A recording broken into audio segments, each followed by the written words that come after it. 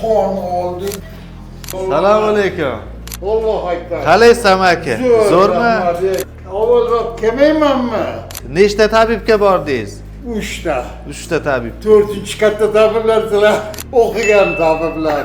4 oyoqlab yurib bo'lgandan keyin keldik. Assalomu alaykum azizlar. Men shu dargohga kelishimga 2 ta o'g'lim ko'tarib olib keldi. Shunday oyoqlarim ishlamay qoldi. Tashxis qo'ydilar.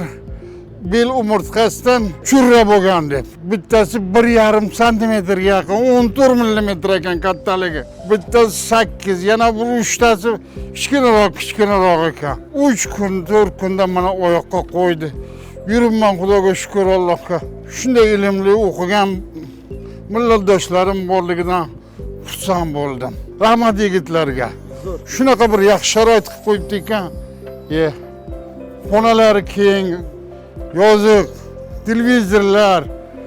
Mana yuribman o yoqda, Xudoga shukr.